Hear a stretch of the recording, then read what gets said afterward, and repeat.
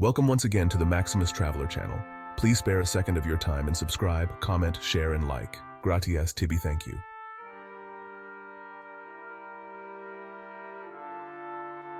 Good day everyone, and welcome to the Vatican. I'm Maxi, and today, we're diving into one of the most fascinating and historically rich places on Earth. Nestled within Rome, the Vatican City-State stands as a beacon of faith, art, and intrigue. Let's get started, shall we? First question. How many popes have there been in the history of the Catholic Church? A. 149, B. 266, or C. 313? Next, who is the current pope? A. Pope Benedict XVI, B. Pope Francis, or C. Pope John Paul II? And finally, who is the leader of Vatican City? A. The President of Italy, B. The Pope, or C. The College of Cardinals? Now let's step back in time and uncover the captivating history of the Vatican. Our journey begins long before the grandeur of St. Peter's Basilica or the art of the Sistine Chapel. During Emperor Constantine's reign in 400 AD, a profound shift occurred. Constantine converted to Christianity and granted it legal protection, marking a turning point for the early church. With newfound freedom, Christianity flourished, spreading rapidly throughout the empire. Amidst this period, the Bishop of Rome, considered the successor to the Apostle Peter, emerged as a prominent figure within the church. As the Roman Empire crumbled, the Pope gained increasing influence. The Papal States, established in the 8th century, provided a base for the church. The Lateran Treaty of 1929 officially established Vatican City as an independent sovereign state. Despite its size, Vatican City holds immense cultural, religious, and historical significance. The Renaissance transformed Rome into a vibrant center of creativity. Pope Julius II, known as the Warrior Pope, commissioned the rebuilding of St. Peter's Basilica. Architect Donato Bramante envisioned a grand structure crowned by a massive dome. Pope Leo VI, a Medici, supported artists like Raphael and Michelangelo. Michelangelo's Sistine Chapel ceiling remains one of the most awe-inspiring works of art. The Renaissance Pope's wealth and power fueled corruption and dissent. Martin Luther's 95 Theses in 1517 ignited the Protestant Reformation. The Counter-Reformation, including the Council of Trent, addressed many issues and reaffirmed Catholic doctrines.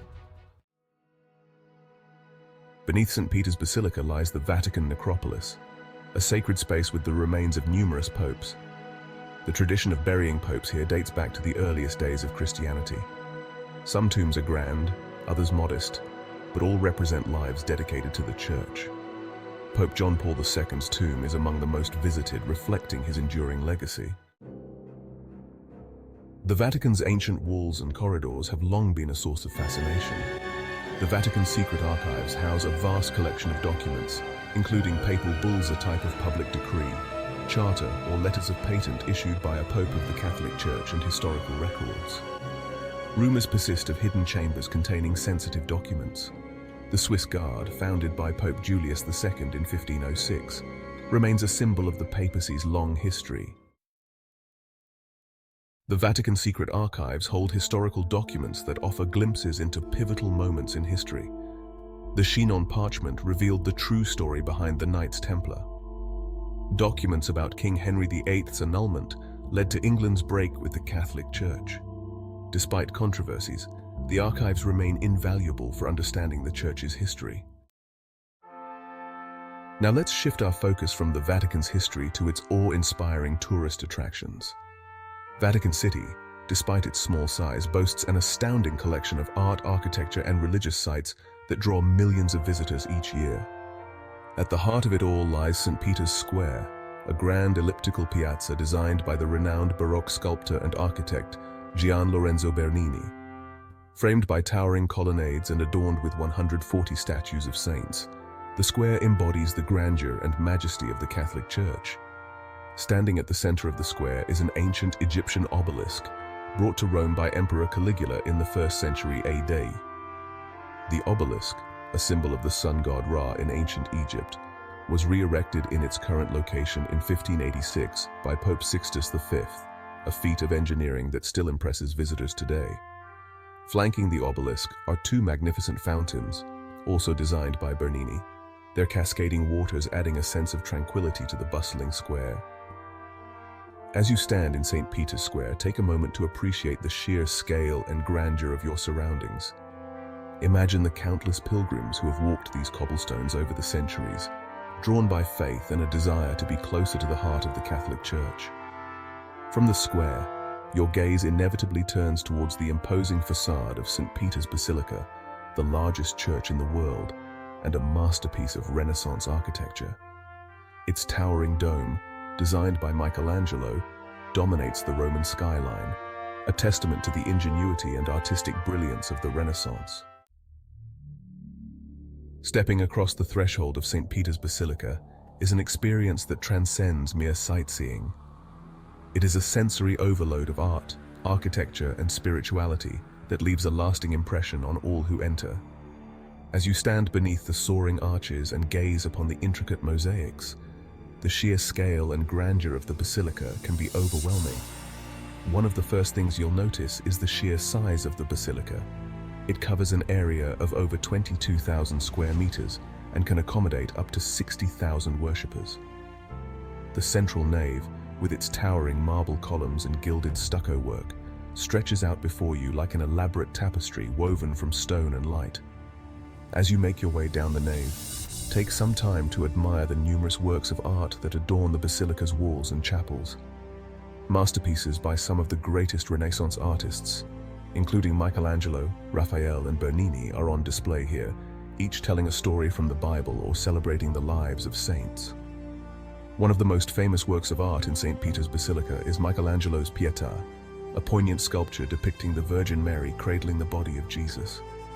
Carved from a single block of Carrara marble, the Pietà is a masterpiece of Renaissance sculpture, renowned for its technical brilliance and emotional resonance.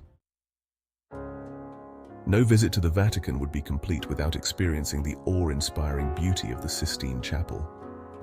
Located within the Vatican museums, the Sistine Chapel is renowned for its frescoes, particularly the ceiling and western wall, painted by Michelangelo. Michelangelo's frescoes, depicting scenes from the Book of Genesis, are a masterpiece of Renaissance art. From the creation of Adam to the Last Judgment, Michelangelo's brushstrokes breathe life into the biblical narratives. The Sistine Chapel is also a sacred space, the Pope's private chapel, and the site of the papal conclave. Remember to maintain a respectful silence as you admire the frescoes and reflect on their spiritual significance. Now, before you book that flight and pack your bags, let's talk about some essential do's and don'ts for visiting the Vatican. Remember, this isn't just any other tourist destination. It's a sacred place of worship for millions of Catholics worldwide. So, first and foremost, dress appropriately. That means covering your shoulders and knees. Leave those tank tops, shorts, and miniskirts back at the hotel. Trust me, you'll feel more comfortable and respectful, and you won't risk being turned away at the entrance. Next up, silence your mobile phone. There's nothing more jarring than a loud ringtone echoing through St. Peter's Basilica or the Sistine Chapel. Take this opportunity to disconnect from the digital world and connect with the spiritual atmosphere. Remember, whispering is also discouraged, as it can be just as distracting. And while you're at it, resist the urge to take photos where it's prohibited, like inside the Sistine Chapel. Signs are clearly posted, and guards are vigilant. Instead of trying to sneak a quick pic, soak in the moment and etch the experience into your memory. Now, let's talk logistics. The Vatican gets incredibly crowded, especially during peak season. To make the most of your visit, book your tickets online in advance. This will allow you to skip the often lengthy queues and head straight inside. Consider taking a guided tour. Not only will a knowledgeable guide provide fascinating insights into the history and art of the Vatican, but they can also help you navigate the crowds and make sure you don't miss any of the highlights. And trust me, it's easy to get turned around in the labyrinthine corridors of the Vatican museums. Speaking of the museums, give yourself plenty of time to explore. They house an astounding collection of art and artifacts spanning centuries, from ancient Egyptian sculptures to Renaissance masterpieces. You could easily spend an entire day wandering through the museum's galleries. Finally, wear comfortable shoes. You'll be doing a lot of walking, and cobblestone streets can be tough on your feet. Trust me, your feet will thank you later. Now let's talk about the best time to embark on your Vatican adventure. Like most popular destinations, the Vatican experiences peak tourist seasons when crowds swell and lines snake around the block. To make the most of your visit and avoid feeling like you're caught in a sea of selfie sticks, timing is everything. The shoulder seasons, spring, April to May, and autumn, September to October, offer a sweet spot for Vatican visitors. The weather is generally pleasant during these months, with mild temperatures and fewer crowds compared to the summer peak. You'll be able to explore the museums and basilicas at a more leisurely pace without feeling rushed or overwhelmed. If you're not deterred by larger crowds and higher temperatures, the summer months, June to August, can still be a rewarding time to visit the Vatican. The extended daylight hours mean you'll have more time to explore, and there's a certain vibrancy to the city in the summer. However, be prepared to queue for longer and pack your patience, especially if you're visiting during July and August, the busiest months for tourism.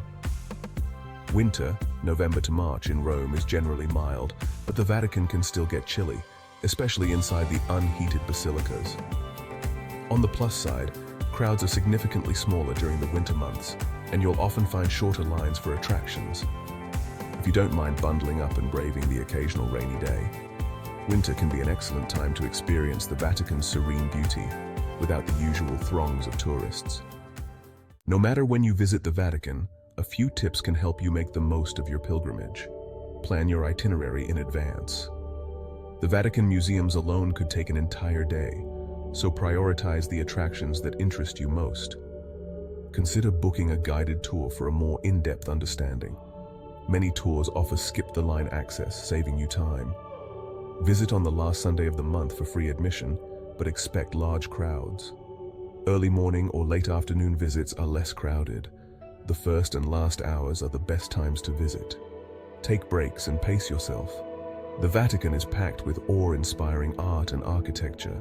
Find a quiet spot, grab a gelato, or sit in St. Peter's Square. A pilgrimage to the Vatican is a journey for the soul and senses. Take your time, be present, and be moved by the beauty and spirituality. Well, there you have it, our whirlwind tour of Vatican City, from its ancient roots to its modern-day splendor. We've delved into its captivating history, marveled at its architectural wonders, and uncovered some of its secrets.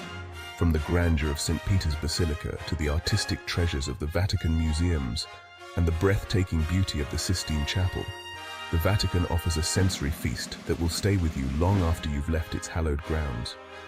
But as we all know, all good things must come to an end. Before we say arrivederci, let's revisit that quiz from the beginning and see how well you've been paying attention. The answer to our first question, how many popes have there been in the history of the Catholic Church, is B, 266. That's a lot of popes. Next up, the current pope is B, Pope Francis. He assumed the papacy in 2013. And finally, the leader of Vatican City is indeed B, the Pope, who also holds the title of Bishop of Rome. So there you have it. I hope you enjoyed our brief journey and guide to the Vatican. If you get the chance to visit in person, do it. Remember to subscribe to the Maximus Traveler channel for more amazing content. It's an experience you won't soon forget. Until then, safe travels. Nunc Vale. Bye for now.